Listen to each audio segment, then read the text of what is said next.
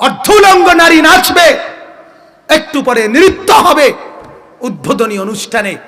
সেইখানে আল্লাহর কোরআন প্রথম পড়াইয়া বুঝাই দিছে, কোরআনও রাখছি, নাচও রাখছি, নর্তকীও রাখছি, মদের বোতলও রাখছি। আশ্চর্য কথা, কোরআনের সাথে প্রহসন ছাড়া আর কি হইতে পারে? একই সাথে বিশ্বকাপের স্টেডিয়ামের নির্দিষ্ট জায়গায় জায়গায় বিয়ারের বোতল নির্দিষ্ট জায়গায় রাখছে। যখনই নেশা করতে মন চাইবে খাবেন।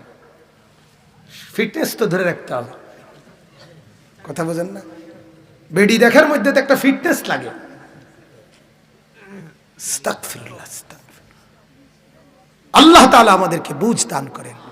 মাতাল যুবক যদি বুঝতো, নওজোয়ান যদি বুঝতো, ব্রাজিল তোমার কে, আর্জেন্টিনা তোমার কে, পৃথিবীর কোন ফুটবল ছাড়া, এই বল লাইটানি ছাড়া আর কোন কামে ব্রাজিল আর্জেন্টিনারে গোটা পৃথিবী 2 পয়সাও গনে না। একেবারে দৈন্তান নয় কেন না, দেখিতে ফেলাস্টিকে না। এটা কি দেশের, কি ধরনের দেশ, এটা কি আশ্চর্য কি আছে এটাতে? আস্তাগফিরুল্লাহ, আস্তাগফিরুল্লাহ।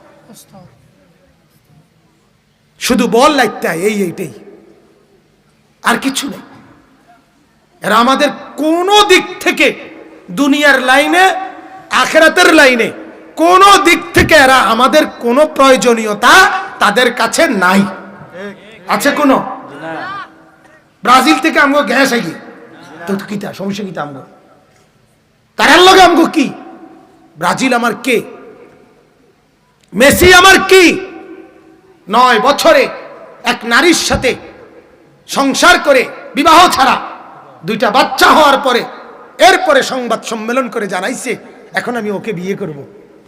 বাহ বাহ বাহ, উনি স্টার, সুপার স্টার। আস্তাগফিরুল্লাহ। আল্লাহ আমার জাতিকে মাফ করে দেন, আল্লাহ আমার নওজোয়ানকে মাফ করে দেন।